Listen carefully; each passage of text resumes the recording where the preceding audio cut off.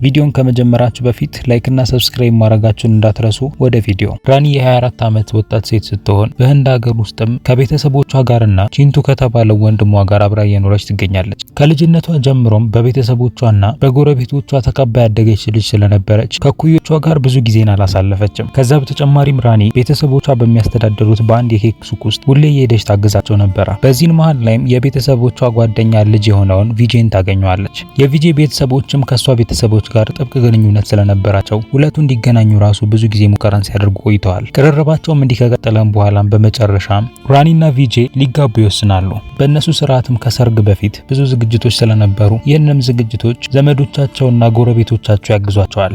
ለሰርጉም አንድ ቀን በቀረው ቀን ላይ ቪጄ ራኒን በካፌው ውስጥ ሊያገኛት እንደሚፈልግ ደውሎ ይነግራታል። መጀመሪያ ላይም ራኒ ያልተቀበለችው፣ ምክንያቱም እንደነሱ ባህል መሰረት የሰርጉ ቀን በቀረበ ጊዜ ላይ ሁለቱ ፍቅረኛሞች እንዲገናኙ አይፈቀድም። ቢሆንም ብዙ በጨቀጨቃት ሰዓት ላይ ግን ራኒ ከወንድሟ ጋር አንድ ላይ በመሆን ወደ ቀጠራት ካፌም ታመራለች። በተገናኙም ሰዓት ላይ ራኒ ቤት ውስጥ የሚገኙት ዘመዶቿ በሙሉ በደስታ መሞላታቸውንና ለሰርጉም ጥሩ ዝግጅት እያደረጉ መሆናቸውንም ትነግረዋለች። ከዚያም እሷን ማግኘት ለምን እንደፈለገች ጠይቀዋለች። ቪጄ ግን ይዞላት የመጣው ጥሩ ዜናን አልነበረም። ምንም እንኳን ዝግጅቱ የተደረገ ቢሆንም ነገር ግን ጋብቻውን ለማቋረጥ ያለውን ውሳኔ ይነግራታል። ይህንንም ነገር ለቤተሰቦቿ በአካል እንኳን ሄዶ ሊያናገራቸው ፈቃደኛ አልነበረም። በስልክም ደውሎም ጋብቻውን እንደሰረዘውም ነበር የነገራቸው። ራኒም ቤት በደረሰችበት ሰዓት ላይ ወዲያውኑ ሮጣ ወደ ክፍሏ ነበር የገባቸው። እሷን ይጠሯት የነበሩና እንድታዋራቸውም ሲጨቀጭቋት የነበሩትን ቤተሰቦቿን በሙሉ ችላ ብላን በሩን ትቆልፈዋለች። ራኒና ቪጄ ወደ ተገናኙበት ወደ ድሮ ጊዜ ስንመለስ ራኒ በቤተሰቦቿ ዳቦ ቤት ውስጥ በምትሰራበት ጊዜ ላይ ነበረ የቪጄ ቤተሰቦችም ከሱ ጋር አንድ ላይ በመሆን ወደዛ የመጡት። ከዛ ጊዜም በኋላም ግንኙነታቸው ጨምሮ ቪጄ ወደሷም ብዙ ስጦታዎችን እየያዘ መምጣት ጀምሮ ነበረ። ራኒም በክፍል ውስጥ በተቀመጠችበት ሰዓት ላይ ይሄ ሁሉ ትውስታም ይመጣባታል። ከልቧም ተወዶ የነበረም ሰው በዚህን ሰዓት ላይ እሷን ማግባት አልፈልግም ማለቱም ትልቅ ድንጋጤን ፈጥሮባታል። ሰርጉንም በጉጉት ይጠብቁ የነበሩ ሰዎች በሙሉ በተፈጠረው ነገር ያዝናሉ። ቤተሰቦቿም እሷን በሐዘን ውስጥ መመልከት ስለማይችሉ ስሜቷን ለመቀየር በተቻላቸው አቅም በሙሉ ይሞክራሉ። ምንም እንኳን ሰርጓ ቢሰረዝም ነገር ግን ለጫጉላ ሽርሽራቸው ብለው ወደ ፓሪስና ወደ አምስተርዳም ትኬት ቆርጠው ስለነበረ ወደዛ ለመሄድ ትወስናለች። ስለዚህም ለሷ ደስታ ሲሉ ቤተሰቦቿም ወደዛ እንድትሄድ ፈቅዱላታል። ፓሪስ እንደደረሰች ራኒ የእንግሊዘኛ የመናገር ችሎታዋ ዝቅ ያለ ነበረ። ነገር ግን እንደምንም ብላ ከታክሲ ሹፌሩ ጋር ከተግባባች በኋላ ወደ አሰበችው ሆቴልም ያደርሳታል። እዛም ክፍል ከያዘች በኋላ ራኒ ወደ ቤተሰቦቿም ትደውላለች። በቪዲዮ ኮሉ ላይም ቪጄ ምናልባት ደውሎላቸው እንደሆነ ትጠይቃቸዋለች። ቢሆንም ግን እንዳልደወለ ይነግሯታል። እናቷም ስለሷ ሁኔታ ፈርታ ስለነበረ ጉብኝቷን እንደጨረሰች ወዲያውኑ ወደዚህ እንድትመለስ ትነግራታለች። በረጅሙ ጉዞም ደክሟት የነበረችው ራኒ ትንሽ ካወራቻቸው በኋላ ለመተኛት ትወስናለች። ነገር ግን በድንገት ከሷ ጎን በነበረው ክፍል ውስጥ የሚገኙት ሰዎች አላስተኛ ይሏታል። ከዚያም ራኒ ወደ ክፍሉ በረንዳ በወጣችበት ሰዓት ላይ ግማሽ ፈረንሳይ ግማሽ ደግሞ ህንድ የነበረችን ላክሽሚ የተባለችን ሴት ታገኛለች። እሷም በሆቴሉ ስታፍ ውስጥ ነበር የምትሰራው። ላክሽሚም ለራኒ አሁን ገና ከተተዋወቀችው ሰው ጋር እንደተኛች ትነግራታለች። ይህም ራኒንም ያስደነግጣታል። ማታ ላይ ራኒ ለመብላት ስትል ደግሞ ትወጣለች። ቢሆንም በምግብ ዝርዝሩ ላይ ግን ልትረዳው የምትችለው ምግብ ልታገኝ አልቻለችም። ስለዚህም አንዱን ከመሃል ላይ ታነሳለች። ይህም የሚያስደነግጥም ምግብም ይሆንባታል። ማስጠልቷትም ስለነበረም ውጪ ወጣም ወደ ላይ ይላታል። እዛም የነበሩ የጃፓን ቱሪስቶችም ተመልክተዋት ፎቶ ያነሷታል። በዚህ በመደንገጥም እየሮጠች ከዛ ትወጣለች። ነገር ግን ሁኔታዋ ጥርጣሬ ውስጥ የከተተው ፖሊስ ያስቆማታል። ፈረንሳይኛ ማውራት ስለማትችልና ፓስፖርቷም በሆቴሉ ክፍል ውስጥ ስለነበረና በእጇ ስላልያዘችው ወደ ፖሊስ ጣቢያ ሊወስዳት ተዳርሶ ነበረ። ቢሆንም እንደድል ሆኖ ግን ላክሽሚ ወደዛ ትደርስና ሰውየውንም ከዚህ በፊት ስለምታውቀው አባብላ ራኒንም እንዲተዋትም ታደርጓለች።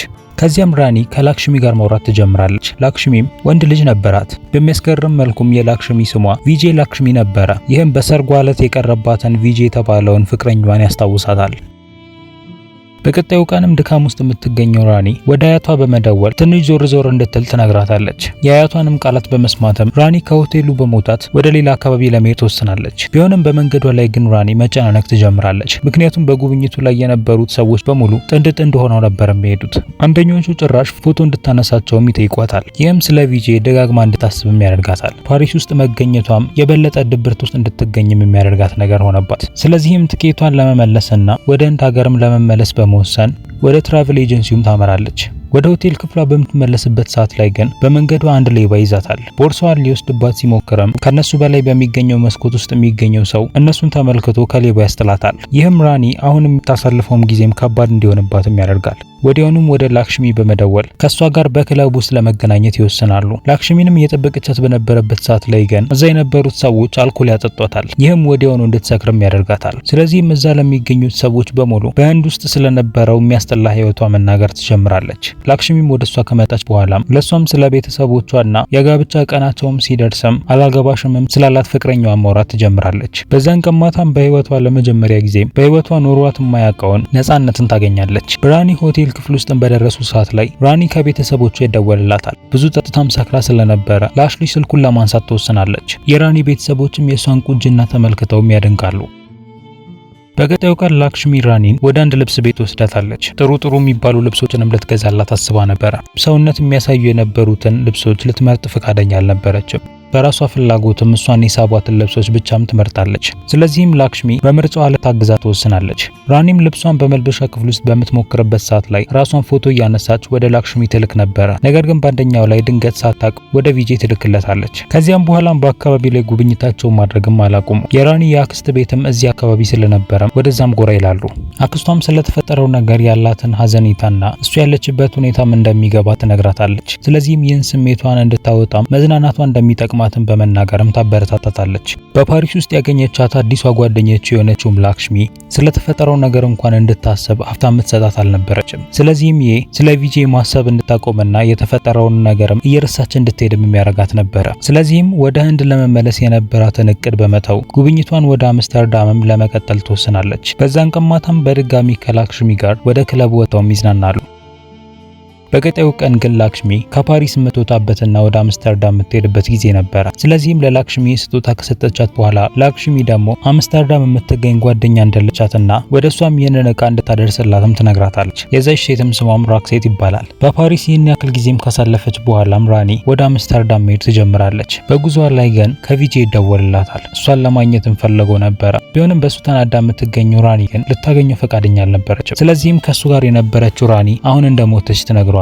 ወደ አምስተርዳም እንደደረሰች ራኒ በላክሽሚ ተዘጋጅቶላት ወደ ነበረው ሆቴል ነበር ያመራችው። ቢሆንም በሆቴሉ ክፍሉ በገባችበት ሰዓት ላይ ግን ከሷ ጋር አብረው የሚቆዩ 3 ወንዶች እንዳሉ በተመለከተች ሰዓት ላይ ትደነግጣለች። የመጡትም ከተለያየ ሀገርም ነበረ። ቲም ከፈረንሳይ፣ ታካ ከጃፓን እና ኦሌክሳንደር ደግሞ ከሩሲያ ነበር የመጡት። ራኒም ከማታውቀው ወንዶች ጋር ሌሊቱን ማሳለፍ አትችልም። ስለዚህም ወደ ሌላ ሆቴል ለመሄድ ትወስናለች። እንዳለመታደል ሆኖ ግን መሽቶ ስለነበረ በአካባቢውም ሆቴል ልታገኝ ስላልቻለች ወደዛው ክፍል ተመልሳ ትመጣለች። ነገር ግን ለደህንነቷ ስለፈራች ትራሷን ብቻ ይዛ በመውጣት ከክፍሉ ፊት ለፊት በሚገኘው ወንበር ላይ ለመተኛት ትወስናለች። በሚያስገርም መልኩም በህልሟ ቪጄን ነበር የተመለከተችው። ስለሷ የተጨነቁት 3 ወንዶች ግን የአልጋ ልብሳቸውን ይዘው ይወጣሉ። ለሷ በማዘንም እነሱ ውጪ ለመተኛትና እሷ ግን በአልጋው ላይ እንድትተኛም ይፈቅዱላታል። ስለዚህም በቀጣዩ ቀን ራኒ ከነሱ ጋር መግባባት ትጀምራለች። ቁርስም የሰራችላቸው እሷ ነበረች። እንደተለመደው ለራኒ ቤተሰቦቿ ይደውሉላታል። ቢሆንም ከ3 ወንዶች ጋር ግን በአንድ ክፍል ውስጥ እያደረች መሆኑን እንዲያውቁባት አልፈለገችም። በዛን ቀን ከሰዓት ላይ ራኒ በአምስተርዳም እየተዘዋወረች በነበረችበት ሰዓት አንድ ማርሴሎ የሚባልን ሰው ታገኛለች። ምግብ ቤት እንደምትፈልግም ከነገረችው በኋላ በሱ ሬስቶራንትም እንድትመገብም ይጋብዛታል። ምግቡንም ከቀመሰች በኋላም ራኒ የጣሊያኖቹ ምግብ አልተመቻትም። ስለዚህም እንደ ህንዶቹ ለማድረግ ስትል ቅመማ ቅመሞችና የሚያቃጥልም ነገር ትጨምርበታለች። ራኒ ምግቡን እንዳልወደደችውም ሲመለከት ማርሴሎ ይደብረዋል። በራሱ የተለያዩ ቅመሞችም ጨምራበትም የህንድ ምግብም ስላደረገችውም ይናደዳል። በመሃላቸው የነበረው ክርክርም ራኒን ያስጠላታል። እናም በመጨረሻም ለምግቡ ከፍላ ትወጣለች። ምንም እንኳን ለብቻዋ ያደረገችው የመጀመሪያ ጉዞ አይሁን እንጂ ነገር ግን ራኒ በጉዞዋ ላይ ጥሩ የሚባሉ ሰዎችን ነበር ያገኘችው። ከላክሽሚ ጀምሮ 3ቱ ያገኘቻቸው ልጆች ለሷ በጣም ጥሩ ባህሪም ነበራቸው። በአምስተርዳምም ወደ ተለያዩ ቦታዎች እየተዟዟሩ ጥሩ ጊዜም ከሷ ጋር የሚያሳልፋሉ። ከነዛም መካከል የተለያዩ ቁማር ቤቶች፣ መዝናኛዎችና ምግብ ቤቶች ነበሩ። አንድ ቀን ከነሱ ጋር በነበረችበት ሰዓት ላይ ራኒ ድንገት ማርሴሎን ደግሞ ታገኘዋለች። እሱም ከዚህ በፊት የከፈለችውን ገንዘብ ሊመልስላት እንደሚፈልግና ምክንያቱም ደግሞ እንደ ምግብ ቤታቸው ሕግ ከሆነም ተመጋቢ ምግቡን ካልወደደው ገንዘቡ እንደሚመለስለት ይነግራታል። እሷ ላይ በተመለከተውም ነገርም ማርሴሎ ራኒ የሆነ የምግብ ችሎታ እንዳላት አይቷል። ስለዚህም አንድ የምግብ ኤግዚቢሽንም ስለሚደረግ በዛ ላይ ከሱ ጋር አንድ ላይ ምግብ እንድታቀርብና ብዙ ሰውም ያን ምግብ የሚወደው ከሆነ ከሚገኘው ገንዘብ ላይ ግማሹን እንደሚሰጣት ይነግራታል። ራኒም ያን ያክል በራሷ የምትተማመን አልነበረችም። ቢሆንም ግን ጓደኞቿ ያበረታቷትና በመጨረሻም ቻሌንጁን ለመቀበል ትወስናለች። በዛን ቀን ማታ ላይ ቲም፣ ኦሌክሳንደር እና ታካ አንድ ላይ ከሷ ጋር በመሆን የላክሽሚ ጓደኛ የሆነችውን ራክሴትን ለማግኘት ሲሉ ወደዚያ ያመራሉ። ቢሆንም ይቺ ሴት ግን ሴተኛ አዳሪ ነበረች።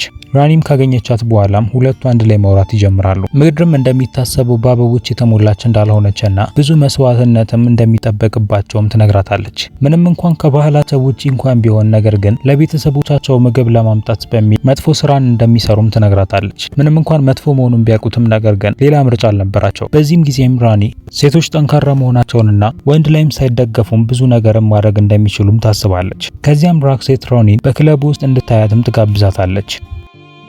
በቀጣዩ ቀን ራኒ ማርሴሎ በጋብዛት ግብዣ መሰረት ወደ ምግብ ቤቱ ታመራለች። በዛም ላይ ራኒ በህንዶች የሚታወቀን አንድ ምግብም ትሰራለች።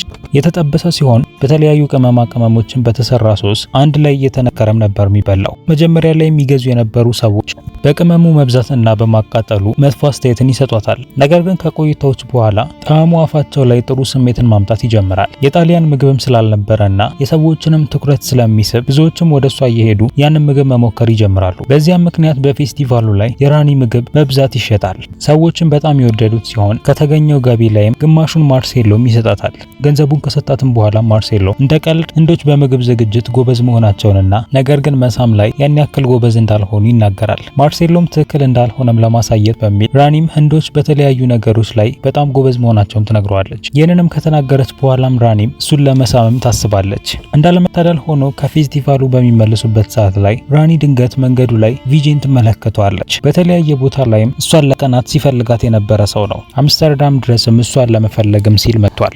ቪጄም ራኒን እንዳገኛት እንደተለወጠችና አፏ ራሱ አልኮል እየሸተተ መሆኑንም ይነግራታል። ከዛ በተጨማሪም ከሶስት ወንዶች ጋርም አንድ ክፍል ውስጥም እንደምትኖርም ያውቃል። ወደ ህንድም እንድትመለስና በድጋሚም እንዲጋቡም ይጠይቃታል። ከዚህ በፊትም አላገባሽም ያላት ሰው በድጋሚ እንጋባ ብሎ ለመጠየቅም ድፍረት ነበረው። ቢሆንም ግን ሀሳቡን ልትቀበለው ፈቃደኛ አልነበረችም። ንግግራቸውም ወደ ጭቅጭቅ በሚሄድበት ሰዓት ላይ ጓደኞቿም ጥቃት እንዳይደርስባት በሚል ሊከላከሉላት ይመጣሉ። ከዚያም ለቪጄ አንድ ቦታ ተገናኝተው በደንብ እንደሚወሩ ትነግረዋለች።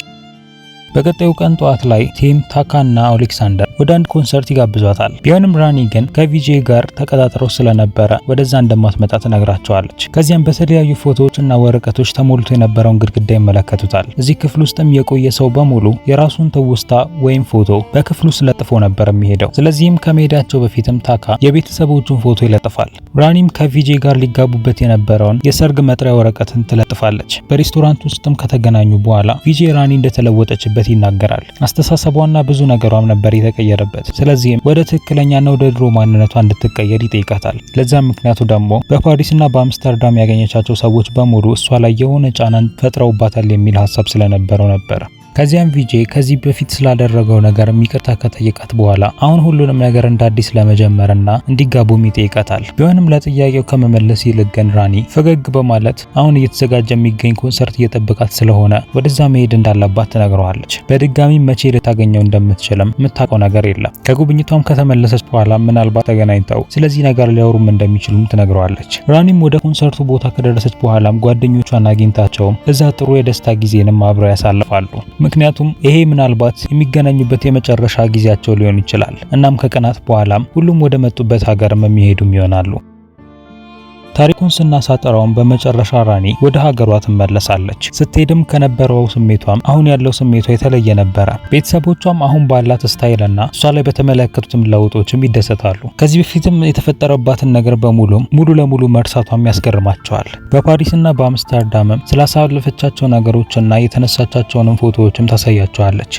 ከዚያም በኋላም አባቷን የቪጄ ቤት ጋር እንዲያወርዳት ትጠይቀዋለች። ወደ ውስጥም ከገባች በኋላም የቪጄ እናት ራኒም በማግኘቷ ደስተኛ ነበረች። ቪጄም እንደሷም ተደስቷል። ራኒም ቀጣይ ስለሚደረገውም ሰርጋቸውም ታወራለች ብሎ ስላሰበም መጥቶ በደስታ ነበር ያቀፋት። በድንገት ራኒ ከቦርሷ ውስጥ ከዚህ በፊት የሰጣትን ቀለበት አውጥታ ትሰጠዋለች። ከዚያም ለሁሉምም ታመሰግነዋለች። ምክንያቱም እሱ እንደማያገባት ከነገራት በኋላ ራሷን በደንብ እንድታይ አድርጓታል። በፓሪስና በአምስተርዳምም ያደረገችው ጉዞም ብዙ የአስተሳሰብ ለውጦችንም እንድታመጣም አድርጓታል። የራሷን ችግሮችም ከላክሽሚና ከሮክሴት ችግሮች ጋር ስታነጻጽረው የእሷ ችግር በጣም ትንሽ ሆኖ ነበር የታየት። እነሱም ለቤተሰቦቻቸው በጣም የሚለፉ ሰዎች ነበሩ። እንዴትም ያለ ጥገኝነት መኖር እንደምትችልና የተደበቀ ችሎታዋን ማለትም ምግብ ማብሰልን የበለጠ እንድታዳበረም መልካታ የሰጣት ጉዞ ነበረ። በጥቅሉም የበለጠ በራስ መተማመኗን ጨምሮላታል። ቪጄም ይቅርታ ለመጠየቅ ቢወጣም ነገር ግን ችላ ብላው ከዛ ትሄዳለች። ልክ ከዚህ ጋርም ፊልሙም ያበቃል። ይህን ይመስል ነበረ። ላይክ እና ሰብስክራይብ ማድረጋችሁን እንዳትረሱ። በሌላ ቪዲዮ እስከምንገናኝ ድረስ ግን ቻው።